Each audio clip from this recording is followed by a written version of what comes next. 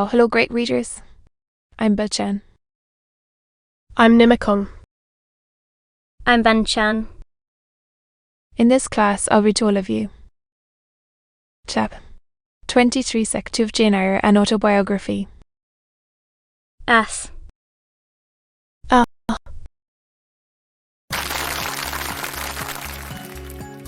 Jane Eyre, an autobiography.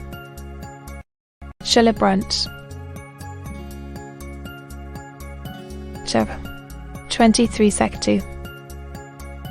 Are you? That was only a lady quack. Shouted. To meet. With that discretion I respect in you with that foresight. Prudence. And humility which befit your responsible independent position that in case I married Miss Ingram, both you and little Aloud had better trot forthwith. My beloved, indeed, when you are far away, Janet, I'll try to forget it. I shall notice only its wisdom, which is such that I have made it my law of action. And I must go to school. And you, Miss Eyre, is. So, I will advertise immediately. And meantime, I suppose I was going to say, I suppose I may stay here till I find another shelter to betake myself to, but I stopped, feeling it would not do to risk a long sentence, for my voice was not quite under command. In about a month I hope to be bridegroom, continued Mr. Rochester, and in the interim, thank you. So, well, no need to apologise. Yours. Conveniently render her. Indeed I have already. Through my future mother-in-law. Heard of a place that I think will suit. It is to undertake the education of the 5 daughters of Mice of Butternut.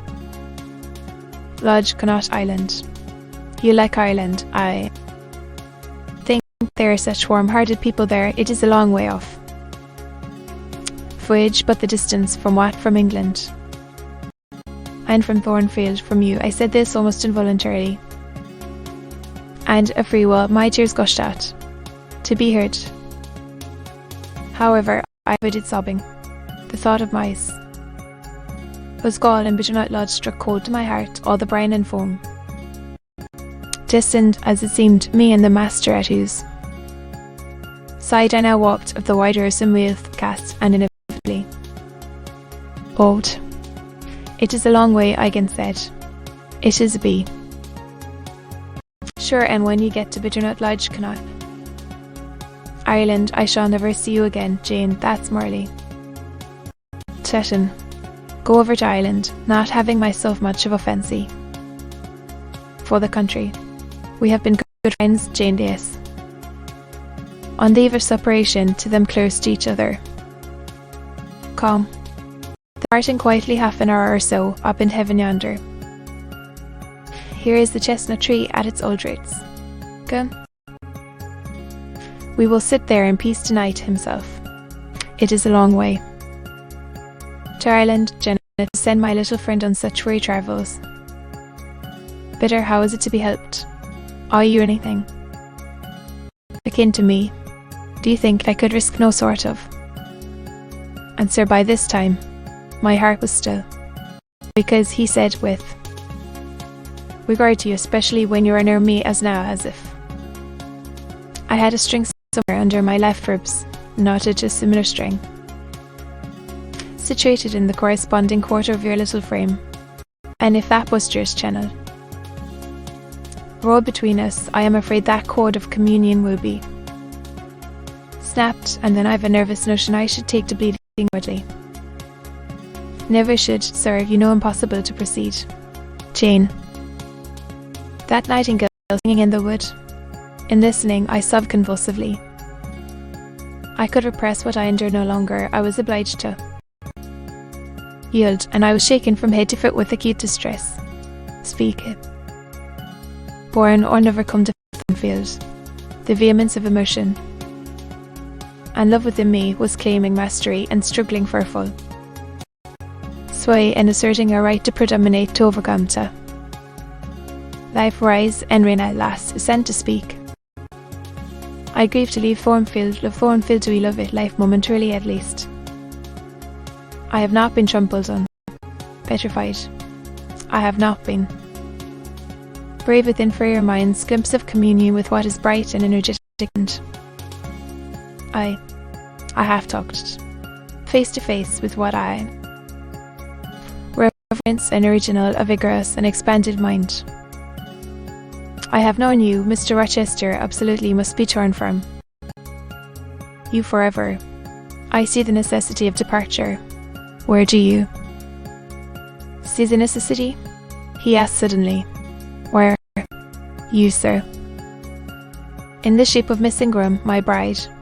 What bride? Will I will. He set his teeth. No, you must stay. I must go. I retorted, roused to something like passion. I can stay. To become nothing to you? What on it then? A mission without feelings. From my lips. And my drop of living water dashed from my cup. Do you think?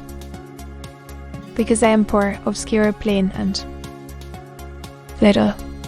I am soulless and heartless. You and full as much heart, and much wealth, me as it is now for me to leave you. Talking to you now through the medium of custom, conventionalities, mortal. Flesher, it is my spirit that addresses your spirit, passed through the grave. And we stood at God's feet, repeated Mr. Rochester, so he added, enclosing me in his arms to his breast, pressing his lips on my lips, so serve I. Rejoined, and yet not so, married minor as good as a married man, you told one with whom you have no sympathy. Oh, I do not believe you. Truly, love, for I have seen and heard you sneer at her. But are you nain where it, Jane? He's to Ireland. Mind. Jane, be still, don't struggle so, I am no bird, and no net ensnares me, independent will, another effort. Set me at liberty, him, and you will shall decide your destiny, he said, hand my heart you play first through. Life at my side are to be my second self, already made your choice. Jane, be still a few moments, overexcited, a waft of wind came sweeping down the laurel walk, the buzz of the chestnut, it wandered away wake to an indefinite distance it tied. Nightingale's song was then the only voice of the hour in listening to it. I again wept. Wasted. Rochester sat quiet and seriously. Some time passed before he spoke. He at last said, to my side, Jane. I will never again come to your side. I am torn away now. But Jane, wife, I was silent. I thought he mocked me. Come, he rose, and with a stride reached me. My bride is here, he said, drawing me to him. Because my equal is here and my likeness. Jane. Still I did not answer, grasp, for I was still incredulous. Do you doubt me, Larry, in your eyes? He asked passionately. Little. Skeptic, you shall be convinced. What love have I for Miss Ingram? None, and that you know. What love is she for? None, to prove a third of what was supposed. The result, it was coldness both from her and her mother. Matty. Couldn't it marry Miss Ingram? Ye all strange, my own flesh. You purr. And obscure, what me? I ejaculated in his earnestness and especially in his incivility to credit his sincerity, a friend in the world, but you refuse. Are my friend, you, Jane. I must have you for my own, and truly my own. We be my Thaddeus. Mr. Rochester, let me look at your face there. You will find it scarcely more legible than a crumpled, scratched page. We don't only make haste very much flushed, and there were strong workings in the features, gleams in the eyes. Well, Shane, you torture me, he exclaimed. That's searching and yet faithful. And generous, look, how can I do that? If you are true. And your offer real, gratitude, he ejaculated, added, would Jane accept? Me quickly. Say, are you in earnest? Truly love me? I do you then, sir, come. To make home to me entirely now, said he, and I did Inez. Deepest stone, cheek was laid in mine, God pardon me, he subjoined. I long, my meddle not with me, I have our meddle. So, no, that is the best of it, he said. So it. What's sitting by him abundant to flow? Ken. And again he said, are you happy? And again I. And said yes. After which he murmured, Atone it will atone. Off. I not found her friendless and cold, comfortless. Will I? Not guard and cherish and solace her. They're not love.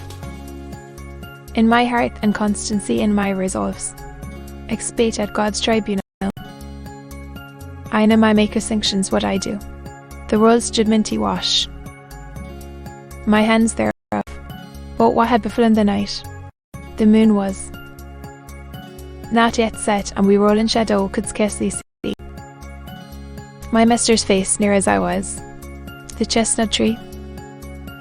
It writhed and groaned, walked, and came sweeping over us. They must go in, said Mr. Rochester. The weather changes. I could have sat with thee till morning, so thought I, could I? With you. I should have said so, perhaps. But a livid was looking, and there was a crash rattling.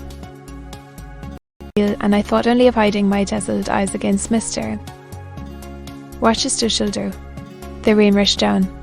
He hurried me up the walk, the grounds, and into the house, could pass the threshold. He was taking off my shawl in the hall and shaking the water out of my listen hair when mice from her room. I did not observe her at first, nor did Mr. Rochester. The lamp was lit. 12. Hasten to take off your wet things, said he, and before you go. Good night, he kissed me repeatedly.